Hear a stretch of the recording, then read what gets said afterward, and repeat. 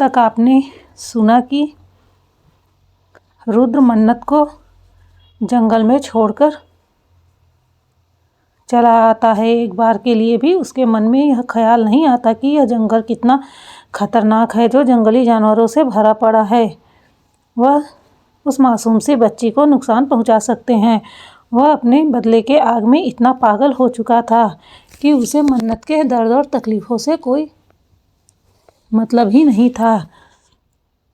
वहीं रुद्र अपने ऑफिस में आकर अपना काम करना शुरू कर देता है। दूसरी तरफ मन्नत, जिसने पहले ही अपनी सिक्योरिटी को मैसेज भेज दिया था, थोड़ी ही देर में उसके टीम के मेंबर आते हैं और उसे अपने साथ ले जाते हैं। इस वक्त मन्नत जिस गाड़ी में बैठी थी, आगे की पैसेंजर सीट पर एक लड़की बैठी थी, दूसरी लड़की उस गाड़ी को चला रही थी। मन्नत पीछे चुपचाप खामोशी से अपना सर सीट पर टेके हुए अपनी आंखें बंद किए हुए थे। वह लड़की बार बार पीछे मुड़कर मन्नत को ध्यान से देख रही थी। वह एक ही नज़रिए में मन्नत को स्कैन कर यह बता सकती थी कि इस वक्त मन्नत की सिचुएशन क्या है। उन्हें अच्छे से पता चल चुका था कि मन्नत की तबीयत बहुत ही ज़्यादा ख़राब है। वही मन्नत, जिसने अभी भी अपने पैरों पर चप्पल नहीं पहन रखा था, क्योंकि रुद्र नीचे आते ही उसके स्लीपर को फेंक देता है, जिससे वह इसी तरह नंगे पैर कई किलोमीटर का रास्ता तय करे। उसे अच्छे से पता था कि वह जख्मी पैर से इतना ज़्यादा सफ़र नहीं कर पाएगी, उसे बहुत ज़्यादा तकलीफ़ होगा, लेकिन वह इतना क्रूर हो जाएगा। मन्नत को यकीन नहीं हो रहा था कि कोई ऐसा क्रूर इंसान भी हो सकता है। वहीं उसके पैरों को देखकर वह दोनों लड़कियां, जो उसकी बॉडीगार्ड थी, लेकिन इसके साथ ही वह उसकी सहेली भी थी, उन लोगों को रुद्र के ऊपर बहुत ज़्यादा गुस्सा आता है। उन दोनों को ही अच्छे से पता था मन्नत किस सिचुएशन में फंसी हुई है। वही मन्नत को इतना शांत देखकर साइड में बैठी लड़की, जिसका नाम लूसिया रिचर्ड था, अपने साइड वाली लड़की से बोलती है, मेथल तुम्हें क्या लगता है? वह इतना धीरे से बोल रही थी जिससे कि मन्नत किसी तरह से डिस्टर्ब ना हो। तभी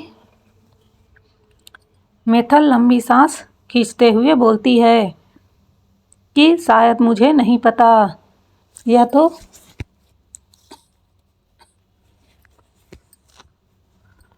हमारी बॉस ही हमें बता सकती हैं। इस वक्त वह लोग अपनी ड्यूटी पर थी, जिस वजह से वह लोग मन्नत का नाम नहीं ले रही थीं। वही मन्नत उनकी बातों को सुन रही थी, पर वह कोई रिएक्ट नहीं कर रही थी। तभी लूसिया बोलती है, वह अपने आप को क्यों इतना टॉर्चर कर रही है? तुम्हें नहीं लगता कि यह हमारी बॉस नहीं है? ऐसे लग रहा है जैसे बॉस के रूप में कोई और ही हो। मुझे तो डाउट हो रहा है उसकी बातों को सुनकर। मेथल उसे अपनी आंखें छोटी करके देखने लगती है। आखिर में इस लड़की के कहने का क्या मतलब है? क्या इसे अपनी आंखों से नहीं दिखाई दे रहा है कि वह कौन है? पर वह कुछ कहती नहीं है। वहीं उसके इस तरह घूरने से लूसिया समझ जाती है कि वह क्या बोल रही है।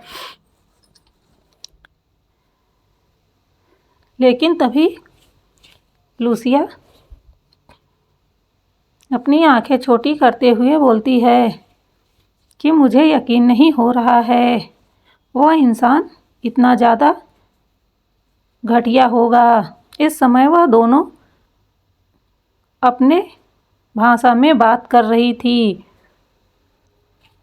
जो किसी आम इंसान के समझ में आने वाली नहीं थी। लेकिन मन्नत, जो हमेशा उनके साथ रही है, वह उनकी भाषा को अच्छे से समझ रही थी। वह गुस्से में तमतमाई हुई थी। उसे इस समय रुद्र पर बहुत ज़्यादा गुस्सा आ रहा था। आखिर में वह कैसे किसी के साथ ऐसा व्यवहार कर सकता है?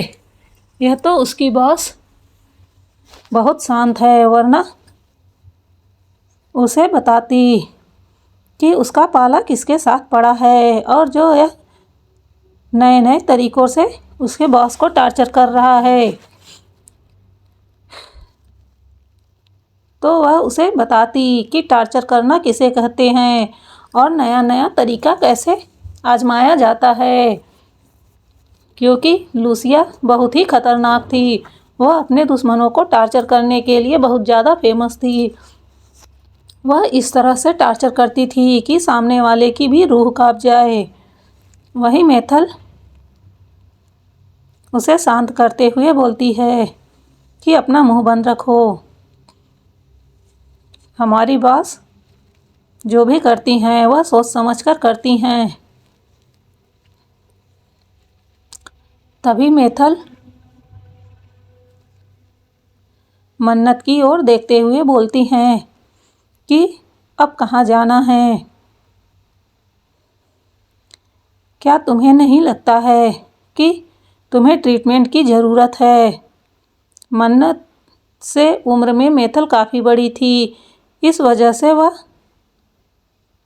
मन्नत से नॉर्मल ही बात करती थी। उसे किसी तरह की फॉर्मेलिटीज़ अदा करने की कोई ज़रूरत नहीं थी। मन्नत उसकी बातों को सुनकर अपनी आंखें धीरे से खोलती है। इस वक्त उसकी आंखें लाल थी। ऐसे लग रहा था जैसे वह कितनी ज़्यादा दर्द और तकलीफ़ में है। वहीं जब मेथल यह देखती है तो उसे बिल्कुल भी अच्छा नहीं लगता है। अगर मन्नत ने उन लोगों का हाथ न रोक रखा होता तो वह लोग इसी वक्त जाते और रुद्र को ऐसा सबक सिखाते कि वह पूरी ज़िंदगी टॉर्चर करने के नाम पर कांप जाता। वह उसे इतनी बेरहमी से टॉर्चर करते कि शायद उसे मौत ज़िंदगी से प्यारी लगती। लेकिन उनके हाथ बंधे हुए थे। वह अपने बॉस के आर्डर के खिलाफ कुछ नहीं कर सकती थी। इस वजह से वह बस मन्नत के आर्डर का इंतज़ार कर सकती थी। वहीं मेथल की बात को सुनकर मन्नत बोलती है, बेस में ले चलो। उसकी बातों को सुनकर मेथल समझ जाती है कि उसे कहाँ जाना है। लगभग 1.5 घंटे के सफ़र के बाद वह लोग एक ऐसी जगह पर जाते हैं जो बाहर से देखने में बिल्कुल किसी आर्मी कैंप की तरह था। लेकिन अंदर क्या था वह तो अंदर जाने पर ही पता चलेगा।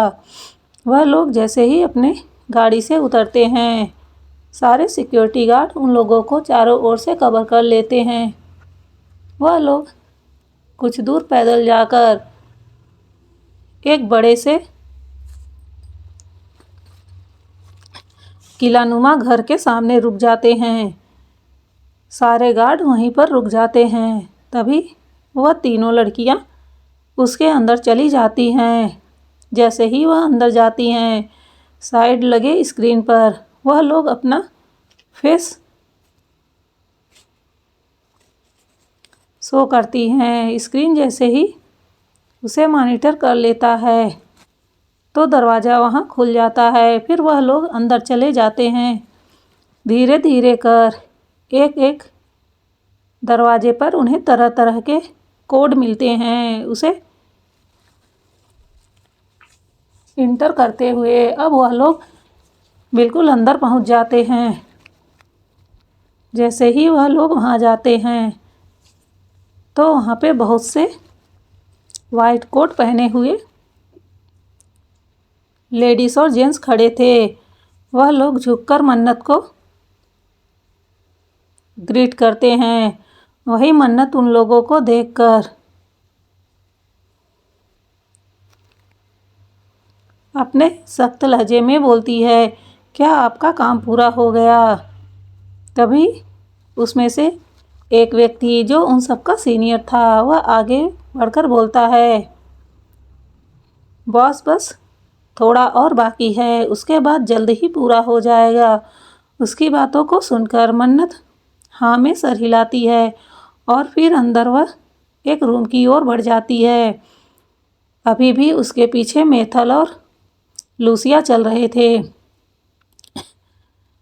वह लोग जैसे ही उस रूम के अंदर जाते हैं तो वहाँ का नज़ारा कुछ अलग ही था। वह पूरा एक बहुत ही अत्याधुनिक हॉस्पिटल के रूप में था, जहाँ पर बहुत सी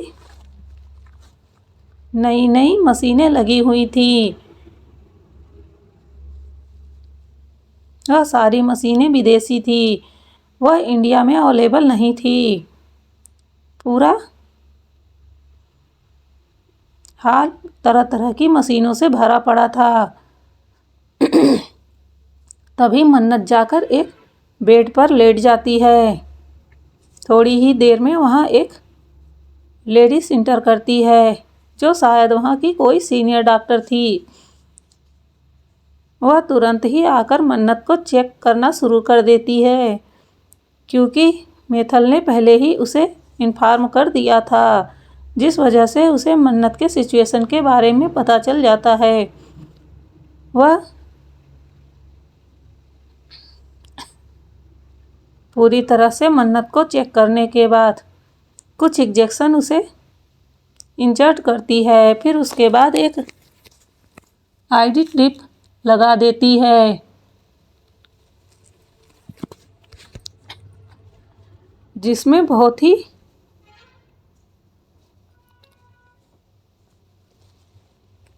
स्पेशल दवा थी, जो शायद मन्नत के ठीक होने में बहुत ही ज़्यादा कामगर साबित होता। और फिर वह मन्नत के पैर के तरफ जाकर उसके पैरों का ट्रीटमेंट करना शुरू कर देती है। थोड़ी ही देर में सारा काम खत्म कर लेने के बाद वह वहाँ से चली जाती है। वहीं मेथल और लूसिया अभी भी मन्नत को ध्यान से देख रहे थे। उन्होंने आज से पहले कभी मन्नत को इतना शांत नहीं देखा था। तभी मेथल मन्नत के पास जाकर प्यार से उसके सर पर हाथ फेरते हुए बोलती है, क्या हुआ? तुम इतनी खामोश क्यों हो? तभी मन्नत धीरे से अपनी आंखें खोलती है और बोलती है कि कुछ नहीं, बस यूं ही। तब लूसिया बोलती है कि नहीं, कुछ ऐसी बात है जो तुम हमें नहीं बता रही हो। क्या हम तुम्हारे दोस्त नहीं हैं? क्या हम कभी सुख दुख में एक दूसरे के साथ खड़े नहीं रहते हैं? फिर तुम क्यों हमारी तकलीफ़ों को मिटाकर अपनी तकलीफ़ों को खुद में समाये रहती हो? क्या तुम हमें अपना कुछ भी नहीं मानती हो?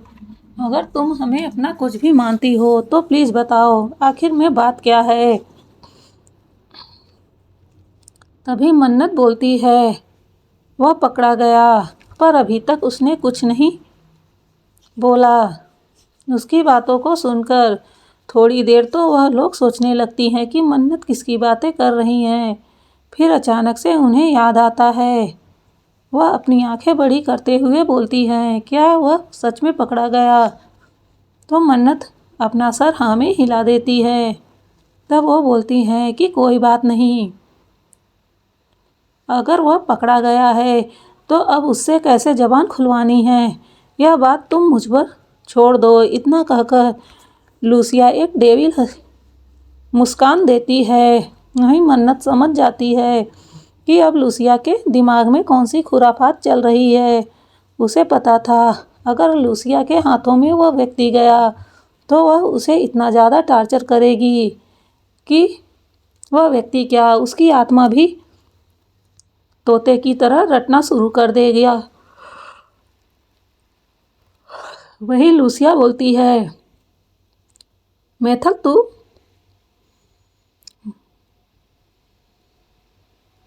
इसके पास रुक, मैं बस यूं जाती हूँ और यूं आती हूँ। उसकी बातों को सुनकर मैथल उसे घूर कर देखती है और कहती है कि नहीं, तुझे अभी जाने की ज़रूरत नहीं है, हमारे लोग अपने काम को अच्छी तरह से कर लेंगे। वहीं उसकी बातों को सुनकर मैथल की बातों को सुनकर लूसिया बिल्कुल भी रिएक्ट नहीं करती है और वह चुपचाप वहाँ से जाने लगती है।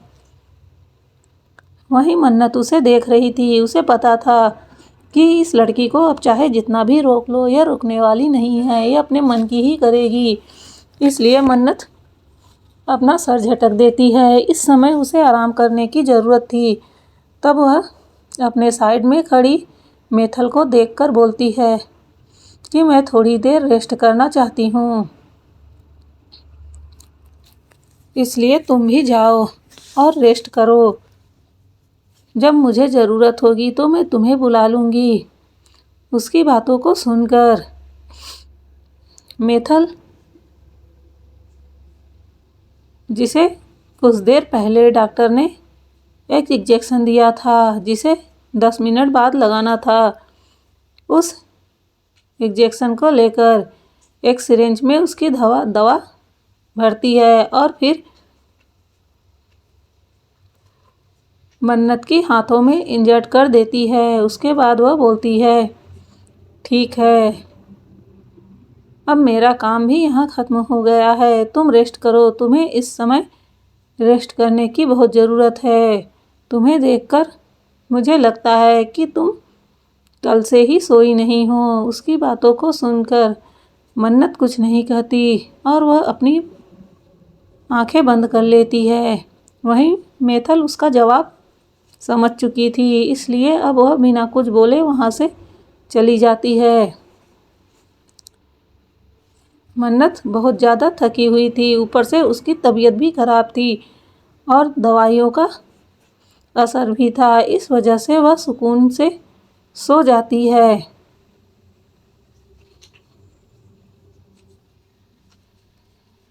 वहीं जैसे ही उसकी नींद लगती है तो उसके आँखों के सामने बहुत सारे सीन चलने लगते हैं, जिसे देखकर मन्नत बहुत ज़्यादा रो रही थी और चिल्ला रही थी, लेकिन उसकी आंखें खुलने को तैयार नहीं थी।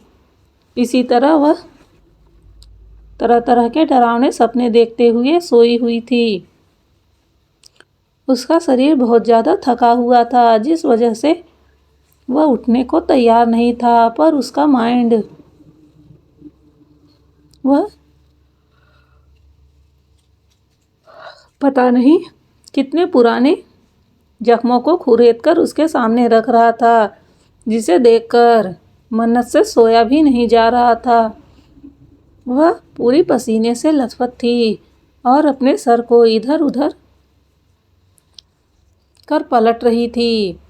कहीं उसका चेहरा एक साइड पलटता तो फिर कहीं दूसरे साइड हो जाता, क्योंकि वह बहुत ही ज़्यादा बेचैनी महसूस कर रही थी, जिस वजह से सपने में ही वह अपना हाथ पैर चलाना शुरू कर दी थी। वही दूसरी ओर रुद्र सिंघानिया, जिसे कुछ अंदाजा ही नहीं था कि उसे कितना टाइम हो गया यहाँ अपने ऑफिस में काम करते हुए। अब शाम के 7 बजने वाले थे। अभी तक मन्नत और रुद्र घर वापस नहीं आए थे, जिस वजह से घर में दादी दादा के साथ साथ रुद्र के मॉम डैड और उसके चाचा चाची और बाकी के लोग भी परेशान थे। वहीं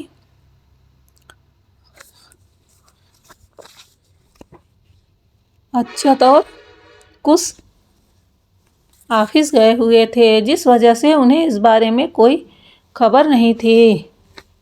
लेकिन कार्तिक और खुशी इस समय घर पर ही थे, जिससे घर के परेशानियों के बारे में उन्हें पता था। तभी दादी जी परेशान होते हुए बोलती हैं, अरे देखो, कोई फ़ोन तो करके देखो, बहुत वक्त हो गया है। अभी तक तो उन लोगों को कब का आ जाना चाहिए, लेकिन देखो अब 7 बजने वाले हैं और ठंडी के दिन हैं, अंधेरा भी होने लगा है। मुझे बच्चों के लिए थोड़ा डर लग रहा है। तभी दादाजी बोलते हैं कि तुम्हें अपने किस बच्चे के लिए डर लग रहा है? उस शैतान बच्चे के लिए, जिसे देखकर डर भी डर कर भाग जाए। उनकी बातों को सुनकर दादी जी को समझ में आ जाता है कि वह उन्हें टोंट मार रहे हैं, तो वह घूर कर उन्हें देखती है, मानो वह बोल रही हो कि आप अपना मुंह बंद करिए, वरना मैं आपको अच्छा सबक सिखाऊंगी। वहीं दादी जी का चेहरा देखकर दादाजी अपना मुंह दूसरी ओर फेर लेते हैं। उसकी बीवी, जो उससे बिल्कुल नहीं डरती थी और हमेशा उन्हें घूर कर चुप करा देती थी, वहीं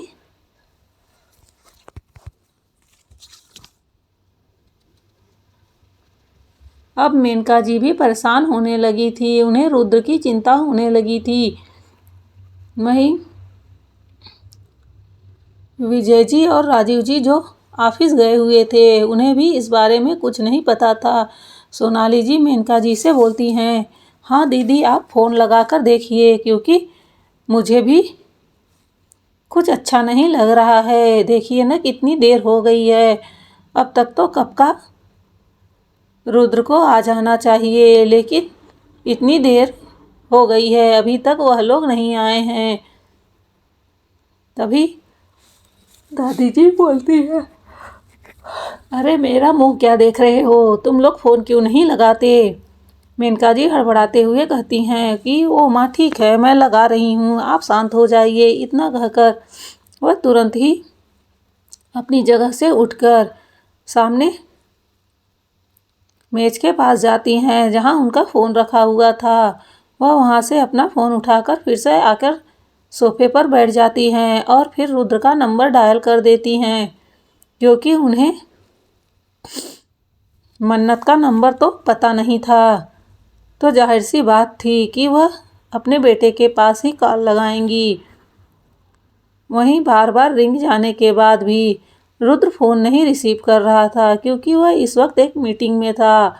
वहीं उसके फ़ोन न रिसीव करने पर मेनका जी घबरा जाती हैं और वह दादी माँ से बोलती हैं कि माँ जी, रुद्र फ़ोन नहीं रिसीव कर रहा है।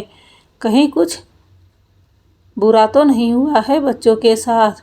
मेरा दिल बहुत तेज़ी से घबरा रहा है। उनकी बातों को सुनकर दादाजी मुंह बनाते हुए बोलते हैं, भला शैतान के साथ कौन बुरा करेगा? तुम फिर से कोशिश करो, ज़रूर वह तुम्हारे फ़ोन को इग्नोर कर रहा होगा। उनकी बातों को सुनकर अब मेनका जी फिर से फ़ोन करने लगती हैं। इस बार 2-3 रिंग जाने के बाद दूसरी ओर से फ़ोन रिसीव हो जाता है, जिसमें रुद्र की आवाज़ आ रही थी। वह दूसरी ओर से बोलते हुए बोलता है, हेलो माम, क्या बात है? आप इस समय क्यों फ़ोन कर रही हैं? वहीं रुद्र की नॉर्मल आवाज़ को सुनकर मेनका जी के जान में जान आता है। वह शांत होते हुए बोलती हैं कि बच्चा, मुझे घबराहट हो रही थी, इतनी देर हो गया है और तुम लोग अभी तक घर नहीं पहुँचे हो, इस वजह से मैं थोड़ा डर गई थी। लेकिन अब जब तुम दोनों सही हो तो मुझे कोई टेंशन नहीं है। वहीं उनकी बातों को सुनकर रुद्र की आंखें छोटी हो जाती हैं। उनके कहने का क्या मतलब है? उन दोनों से क्या मतलब है? क्या वह लड़की अभी तक घर नहीं पहुंची है? क्या वह लड़की रास्ते में ही भगवान को प्यारी हो गई। यह सोचते हुए वह थोड़ा सा घबरा जाता है, अगर ऐसा हुआ तो दादाजी उसे छोड़ने वाले नहीं हैं। अब उसे उसके लिए थोड़ी टेंशन होने लगती है। उसे पता था कि उसके पैरों में चोट आई है और उसने उसके स्लीपर भी फेंक दिए थे, तो जाहिर सी बात है उसे चलने में दिक्कत हो रही होगी और उसकी तबीयत भी खराब थी। साफ साफ रुद्र ने सुबह उसका चेहरा देखा था। वह बिल्कुल पीला पड़ा हुआ, मुरझाया हुआ था, जिस वजह से उसे एक ही नज़र में पता चल गया था कि उसकी तबीयत ठीक नहीं है। अब रुद्र थोड़ा घबराते हुए जल्दी से अपने सेक्रेटरी को फ़ोन लगाता है और बोलता है,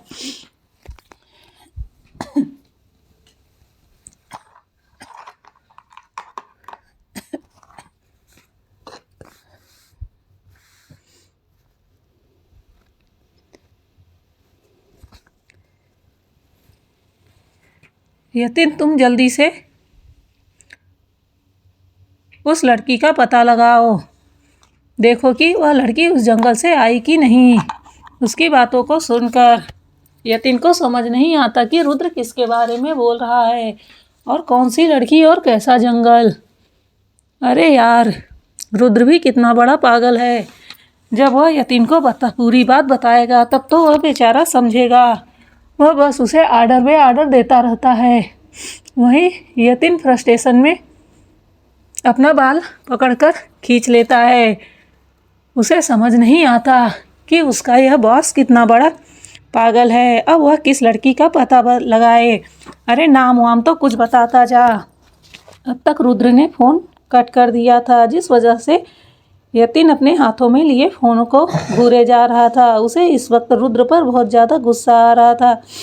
तभी यतिन ने दोबारा रुद्र को फ़ोन किया, तो रुद्र जैसे ही यतिन का नंबर देखता है तो सोचता है, क्या इसने इतनी जल्दी पता लगा लिया। वह झट से फ़ोन को रिसीव करता है और बोलता है, जल्दी बताओ क्या पता चला।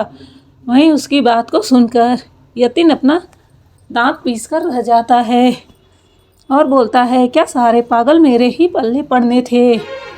फिर वह अपनी आवाज़ को नॉर्मल करते हुए बोलता है, बॉस आपने तो यह बताया ही नहीं कि आप किस लड़की के बारे में जानना चाहते हैं और कौन से जंगल में जाना चाहते हैं। उसकी बात को सुनकर रुद्र अपना दांत पीसते हुए कहता है, इडियट कहीं का, मैं तुझे उस लड़की के बारे में कह रहा था जिससे दादाजी ने मेरी शादी कराई है। अरे शादी क्या कराई है, मेरे गले में बांध दिया है। वहीं उसकी बातों को सुनकर यतिन की आंखें छोटी हो जाती है। तभी रुद्र बोलता है, मैंने उसे कुलदेवी के मंदिर वाले रास्ते में उतार दिया था। पता लगाओ और बताओ कि वह लड़की घर क्यों नहीं पहुंची। वहीं उसकी बात को सुनकर यतिन को रुद्र पर बहुत ज़्यादा गुस्सा आता है। वह कैसे इस जंगली एरिया में ऐसी लड़की को अकेले छोड़ सकता है। वह थोड़ा अपनी आवाज़ तेज करते हुए बोलता है, तुम्हें पता है तुमने क्या किया है। वहीं उसकी तेज आवाज़ को सुनकर रुद्र गुस्से में बोलता है, सेट अप, मैंने तुम्हें जो काम कहा है पहले उसे करो। इतना कहकर वह फ़ोन काट देता है। वहीं यतिन गुस्से से दांत पीसते हुए रह जाता है। उसे इस वक्त इतना गुस्सा आ रहा था कि उसका बस चले तो वह रुद्र को पकड़कर यहीं पटक पटक कर उसकी जान ले ले। उसका यह बॉस उससे बहुत ज़्यादा टार्चर करता था, मेंटली और फिजिकली। वह दोनों तरह से इससे टार्चर होता था। वह गुस्से में दांत पीसते हुए अपनी जगह से उठकर पता लगाने के लिए चला जाता है। लगभग 1 घंटे के बाद यतिन रुद्र के केबिन के सामने खड़ा था। वह दरवाजे पर नॉक करता है। अंदर से आवाज़ आती है, कमिंग। जैसे ही रुद्र की आवाज़ यतिन सुनता है, वह तुरंत ही रूम के अंदर चला जाता है। उसे इस वक्त रुद्र पर बहुत ज़्यादा गुस्सा आ रहा था। उसकी गुस्से से मुट्ठियाँ बंधी हुई थी। तभी रुद्र बोलता है कि बोलो क्या खबर लाए हो, लेकिन उसे सामने से कोई आवाज़ नहीं आती। तो वह अपना चेहरा उठाकर अपनी आँखें छोटी कर अपने सामने खड़े यतीन को देखने लगता है, जो गुस्से से ही उसे घूर रहा था। तभी रुद्र अपनी कड़ी आवाज़ में बोलता है, इस तरह से मुझे घूरने का परिणाम जानते हो, मैं तुम्हारे साथ क्या करूँगा। तब यतीन गुस्से से बोलता है, हाँ तुम्हें और आता ही क्या है, सिर्फ लोगों को टार्चर करना और अपना गुस्सा दिखाना। लेकिन एक बार के लिए तुम्हें यह समझ नहीं आता है कि तुम्हारे ऐसा करने पर दूसरे इंसान पर क्या बीतती है। तुम्हारे साथ कभी किसी ने ऐसा नहीं किया है ना, इसलिए तुम दूसरों की तकलीफ़ों को नहीं समझ सकते हो।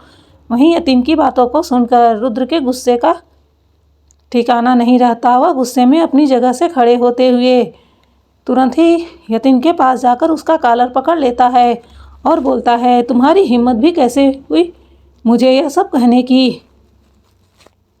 तुम शायद भूल रहे हो कि तुम इस वक्त मेरे सेक्रेटरी हो।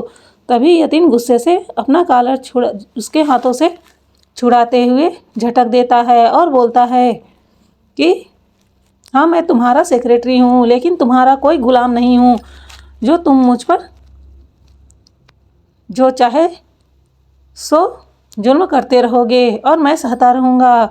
और फिलहाल तुम्हारी जानकारी के लिए बता दूँ, वह जंगल इतना ज़्यादा खतरनाक है जहाँ पे जंगली जानवर खुले में घूमते हैं, और तुमने उस मासूम सी बच्ची को वहाँ छोड़ दिया। एक बार के लिए भी तुझे यह ख्याल नहीं आया कि वह पैदल कैसे उस जंगल को पार करेगी, और जबकि तूने खुद ही बताया है कि उसके पैरों में चोट लगी है। तो बता ऐसी हालत में वह कैसे 15 किलोमीटर चलकर शहर तक पहुँचेगी और फिर वहाँ से कोई टैक्सी करेगी। क्या तेरे पास दिमाग भी है। और तुझे पता है जब मैं वहाँ गया तो मुझे वहाँ कोई नहीं मिला। आसपास के गांव वालों से पूछने पर पता चला कि आज किसी जंगली जानवर ने किसी महिला पर अटैक कर दिया था। मौके पर ही महिला की जान चली गई थी। लोग उन्हें लेकर हॉस्पिटल की ओर भागे, लेकिन हॉस्पिटल जाने के बाद पता चला कि वह महिला पहले ही मर चुकी थी।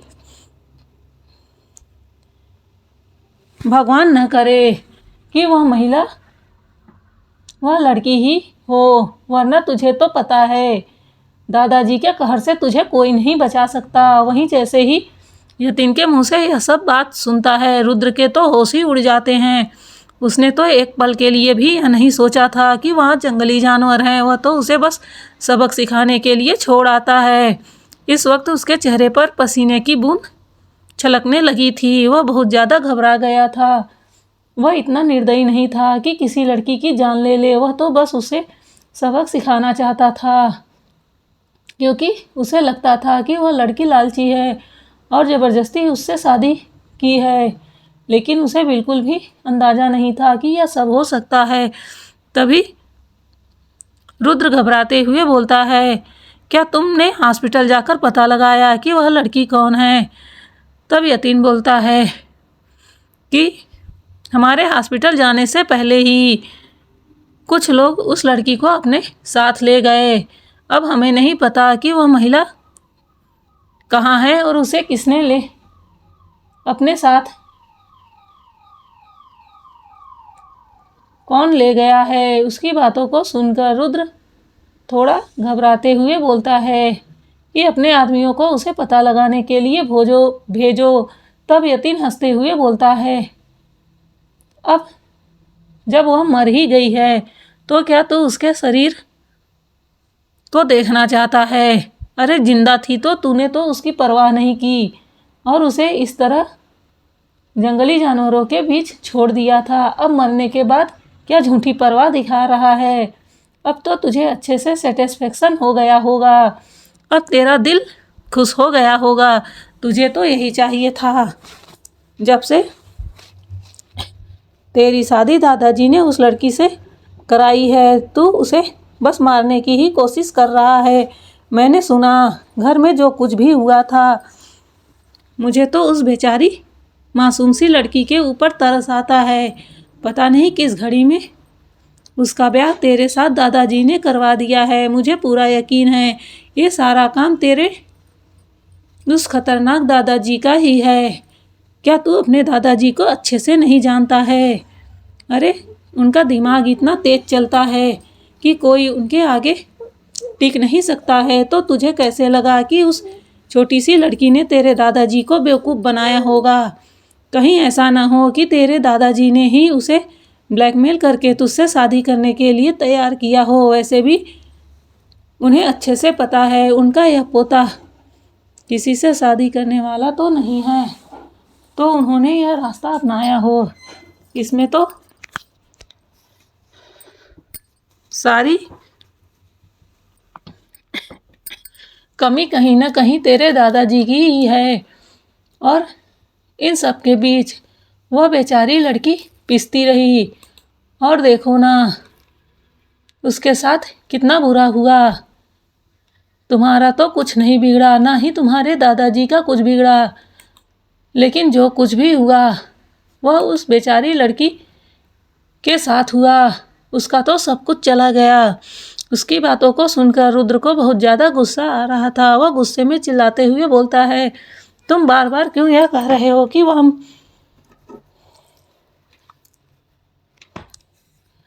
मर गई है या उसे कुछ हो गया है? मुझे नहीं लगता है। वह इतनी मोटी चमड़ी की लड़की है, मैंने देखा था। उसे मेरे टॉर्चर करने का कोई असर नहीं हुआ था। वह इतनी आसानी से कैसे मर सकती है? उसकी बातों को सुनकर यतीन को लग रहा था कि वह अपना सर पीट ले।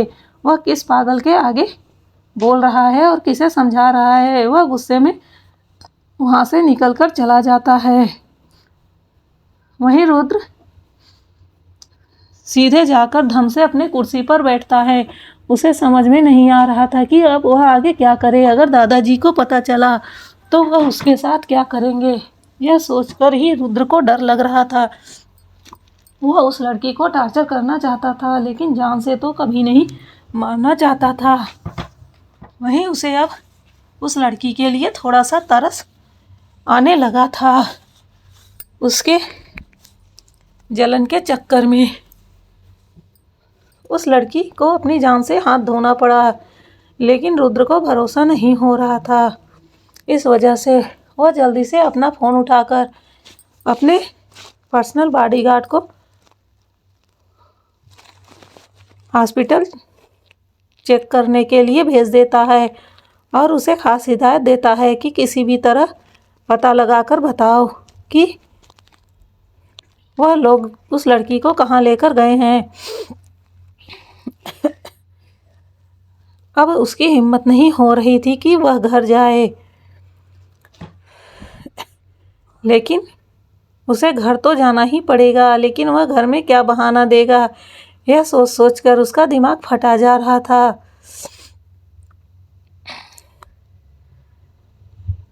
उसे समझ नहीं आ रहा था कि वह क्या करे। फिर वह कुछ सोचते हुए अपनी जगह से उठता है और घर के लिए निकल जाता है। थोड़ी ही देर में वह घर में मौजूद था। सभी लोग उसकी ओर घूरकर देख रहे थे। उन्हें समझ में नहीं आ रहा था कि यह अकेला क्यों आया है। इसके साथ मन्नत गई थी, वह कहाँ गई? वहीं रुद्र से अब तक वह लोग कई बार पूछ चुके थे, पर रुद्र उनके सवालों का जवाब नहीं दे रहा था।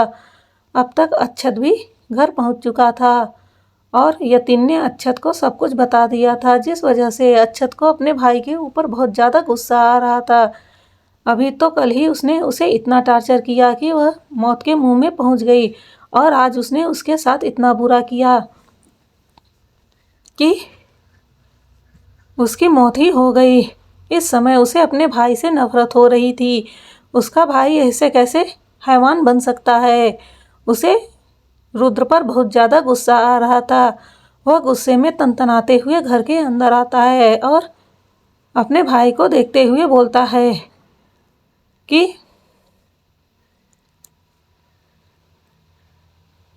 आपने यह क्या किया? आखिर में आप इंसान भी हैं या पूरे जानवर बन चुके हैं? आपको समझ में आ रहा है आपने आज क्या किया?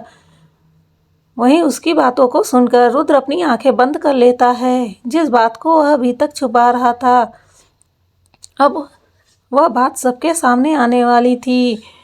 तभी दादाजी घबराते हुए बोलते हैं कि क्या हुआ? अक्षत, तुम साफ साफ बताओ, आखिर में रुद्र ने क्या किया? तभी अक्षत रुद्र की ओर गुस्से से देखते हुए बोलता है कि दादाजी, भाई ने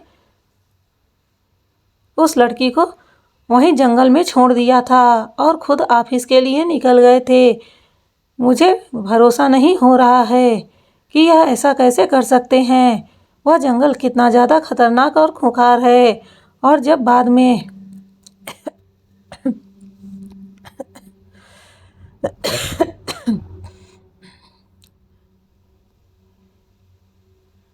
घर से फ़ोन गया तो भाई ने उसके बारे में पता लगाया तो पता चला कि जंगल में किसी जंगली जानवर ने एक लड़की पर हमला किया था, जिसकी मौत हो गई और कुछ लोग उसे हॉस्पिटल से भी लेकर चले गए।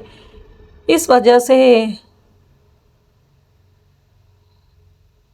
कोई नहीं जान पाया कि मौत किसकी हुई थी और उसकी डेड बॉडी को कहाँ ले जाया गया है। उसकी बातों को सुनकर दादाजी अपनी जगह पर धम से गिर जाते हैं। उनके तो होश ही उड़ गए थे। उन्हें अपने कानों पर यकीन नहीं हो रहा था। क्या उनकी वजह से उस बच्ची की जान चली गई? नहीं नहीं, ऐसा कैसे हो सकता है? वह बहुत ज़्यादा ताकतवर है। वह ऐसे कैसे किसी जंगली जानवर की भेंट चढ़ सकती है? लेकिन तभी दादाजी को याद आता है उसकी तबीयत कल से ही कितनी ज़्यादा ख़राब है। हो सकता है वह उसके अटैक से न बच सकी हो। यह सोचकर दादाजी के सीने में जोरदार दर्द उठता है। तभी दादाजी अपने सीने पर हाथ रखकर अपनी जगह पर बैठ जाते हैं। वह इस वक्त लंबी लंबी सांस लेने लगते हैं। वहीं रुद्र घबराया हुआ दादाजी की ओर भागता है। वह चिल्लाते हुए बोलता है, दादाजी दादाजी, आपको क्या हो गया? आपको क्या हो गया? वह जल्दी से अक्षत की ओर देखते हुए बोलता है, जल्दी से डॉक्टर को बुलाओ। दादाजी को लगता है सांस लेने में प्रॉब्लम हो रही है, कहीं इन्हें कुछ न हो जाए। वह इस समय बहुत ज़्यादा घबराया हुआ था। वहीं दादाजी गुस्से में तनतना उठते हैं। एक तो इतना घटिया काम करता है, ऊपर से इसकी नौटंकी देखो। दादाजी से बर्दाश्त नहीं होता। वह एक जोरदार थप्पड़ रुद्र के गालों पर मारते हैं। दूसरे ही पल रुद्र, जो संभल नहीं पाया था, जो झुककर दादाजी को रिलैक्स करने की कोशिश कर रहा था, वह सीधा जाकर धड़ाम से जमीन पर गिरता है। दादाजी का थप्पड़ इतना ज़्यादा पावरफुल था कि रुद्र के गालों पर 5 की 5 उंगलियां उपड़ जाती हैं। वहीं यह सारा नज़ारा देखकर घर के सभी लोग अपने मुंह पर हाथ रख लेते हैं। आज शायद लाइफ में पहली बार ऐसा हुआ था जब दादाजी ने रुद्र पर हाथ छोड़ा था, वरना रुद्र हमेशा से उनका प्यारा पोता था। दादाजी रुद्र को अपनी शान समझते थे। उनके जैसा पोता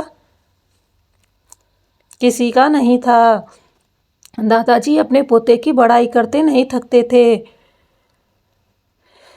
यह बोलते हुए कि उनके जैसा इंटेलिजेंट पोता किसी का नहीं है।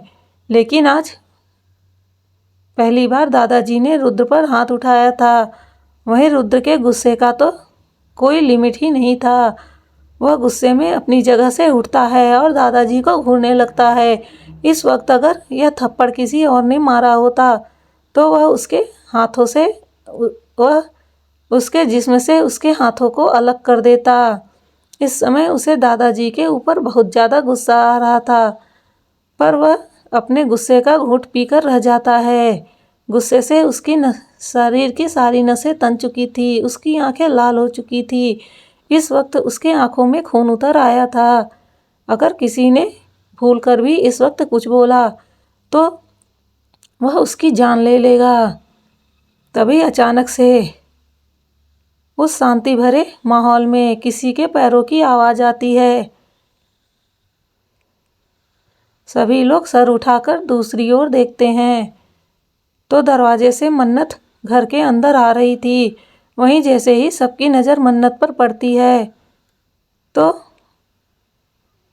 वह लोग हैरानी से देखने लगते हैं। वैसे मन्नत इस वक्त उसी हाल में थी जैसे वह सुबह घर से निकली थी। उसने बिल्कुल भी ड्रेस चेंज नहीं किया था क्योंकि उसे पता था अगर वह चेंज करेगी तो सभी को पता चल जाएगा कि वह कहीं गई थी। और उसके पैरों में अभी भी सूखे हुए खून लगे थे। उसने अभी भी अपने पैरों में कुछ भी नहीं पहन रखा था। उसकी हालत बहुत ख़राब थी। वहीं जैसे ही सब यह देखते हैं तो भागकर मन्नत के पास जाते हैं। वहीं खुशी जल्दी से मन्नत को सहारा देते हुए लाकर सोफे पर बैठा देती है।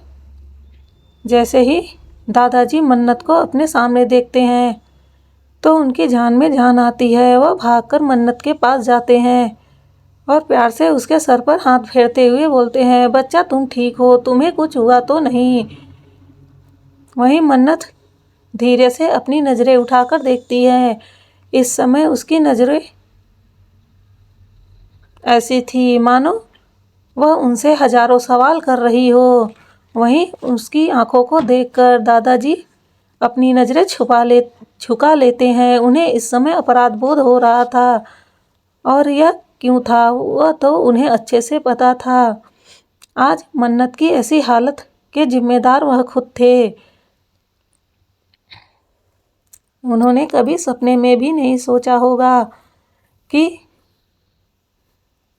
मन्नत की ऐसी हालत होगी। वहीं रुद्र गुस्से से मन्नत को घूर रहा था। इस वक्त उसका मन कर रहा था कि वह मन्नत की जान निकाल ले। इस घटिया लड़की की वजह से उसके दादा ने उसके ऊपर हाथ उठाया। वह उसे छोड़ेगा नहीं। तभी खुशी पूछती है कि भाभी आप कैसे उस जंगल से निकलकर बाहर आई? और हमने तो सुना है कि वहाँ पर किसी महिला को जानवर ने अटैक कर दिया था और जान से मार डाला। वहीं मन्नत जब खुशी की बातें सुनती है तो वह तुरंत समझ जाती है कि क्या हुआ होगा। फिर वह धीरे से बोलती है कि हाँ, हमने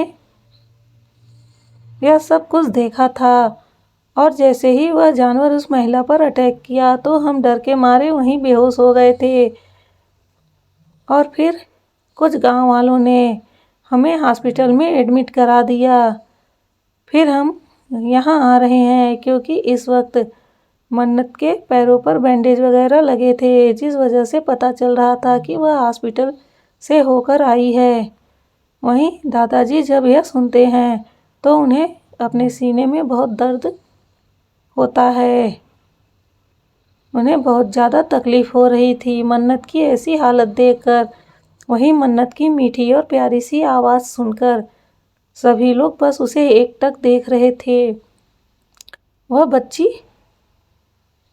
जिसने पूरे 2 दिनों में पहली बार बोला था, उसकी आवाज़ बहुत ही प्यारी और मीठी थी।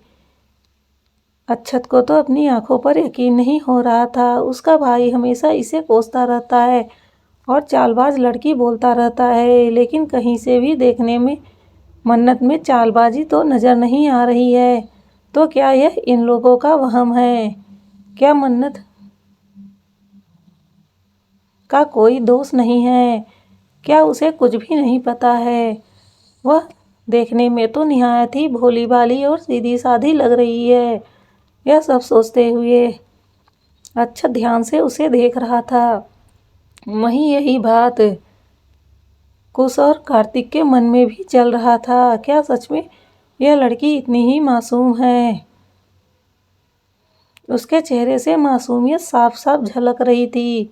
वहीं दादाजी अपनी गलती मानते हुए उसके आगे हाथ जोड़कर कहते हैं, बच्चा मुझे माफ़ कर दो, मैं तुम्हारा ध्यान नहीं रख पाया। वहीं दादाजी को अपने आगे हाथ जोड़ता देखकर मन्नत तुरंत उनका हाथ नीचे करती है। वह नहीं चाहती थी कि उनके इस तरह करने से अब घर वाले उससे नफरत करें, क्योंकि घर में कोई भी नहीं चाहेगा कि एक बुजुर्ग व्यक्ति कल की आई लड़की के आगे हाथ जोड़कर गिड़गिड़ाए। वहीं दादाजी जब देखते हैं कि मन्नत उन्हें मना कर रही है तो वह भी सब कुछ समझते हुए शांत हो जाते हैं। फिर वह खुशी से कहते हैं, बच्चा मन्नत को रूम में ले जाओ, वह बहुत ज़्यादा थकी हुई और परेशान है। फिर वह मन्नत की ओर देखते हुए बोलते हैं, बच्चा जाओ, तुम्हारे कपड़े काफ़ी ज़्यादा ख़राब हो चुके हैं, तुम जाकर फ्रेश हो लो और कपड़े चेंज कर लो, तब तक कुछ खाने के लिए भेजते हैं। उनकी बातों को सुनकर मन्नत भी हाँ में अपना सर हिला देती है और वह धीरे धीरे लड़खड़ाते हुए रुद्र के रूम की ओर जाने लगती है। रुद्र को इस वक्त बहुत ज़्यादा गुस्सा आ रहा था, क्योंकि उसे थप्पड़ पड़ने के बाद किसी ने उसका हालचाल पूछना तो दूर, उसकी तरफ देखा भी नहीं था। जैसे ही वह लड़की आई, सबका अटेंशन अपनी ओर खींच ली। इस वजह से अब उसे मन्नत से और ज़्यादा नफरत हो रही थी। वह मन में सोचने लगा कि उस जंगली जानवर ने किसी दूसरे को निशाना बनाया। अच्छा होता कि इस लड़की को ही खा गया होता, कम से कम यह मनहूस बला तो मेरे सर से टल जाती। इतना कहकर वह भी अपनी रूम की ओर बढ़ जाता है। इस वक्त उसे अपने रूम में जाने में बहुत ज़्यादा गुस्सा आ रहा था। वह तुरंत ही अपने रूम में जाता है तो देखता है कि मन्नत बाथरूम में जा चुकी थी। यह देखकर उसे उसके ऊपर बहुत ज़्यादा गुस्सा आता है। वह तुरंत वहाँ से निकलकर स्टडी रूम की ओर चला जाता है और अपना कोट उतारकर सोफे पर फेंक देता है और फिर अपना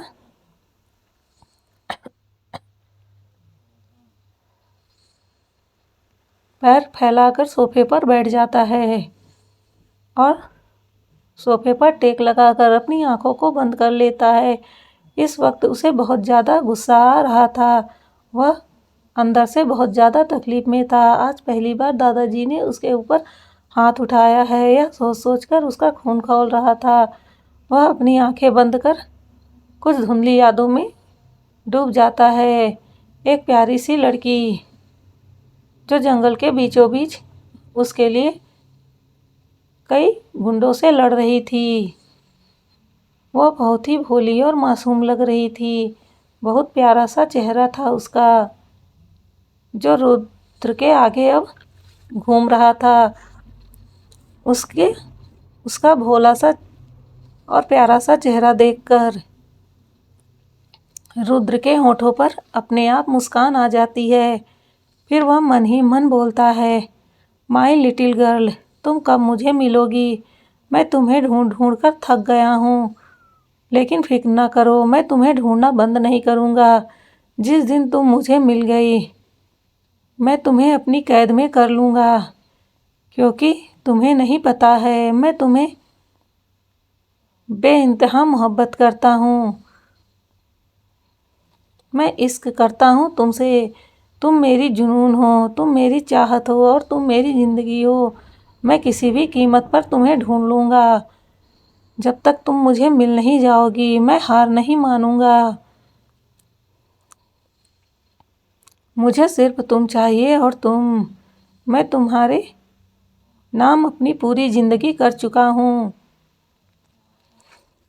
इसलिए मेरे इस शरीर पर, मेरी आत्मा पर और मेरी ज़िंदगी पर अगर किसी का हक है तो वह सिर्फ तुम्हारा है।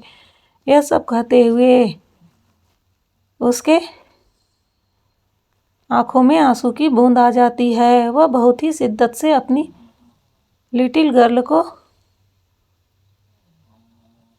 प्यार करता था। वह उसकी एक झलक के लिए तड़प रहा था। कोई भी दिन ऐसा नहीं जाता था जब वह बंद आंखों में उसका चेहरा बसाकर खुद में सुकून ढूंढने की कोशिश न करता हो।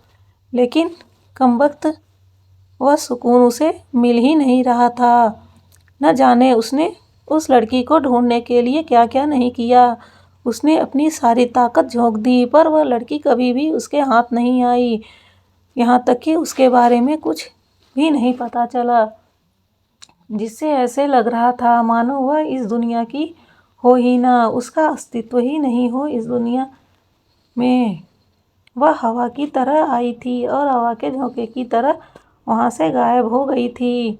बस उसे देखकर बिल्कुल ऐसा लगता था जैसे वह किसी परीलोक से आई परी थी और फिर वापस अपने परीलोक में चली गई थी।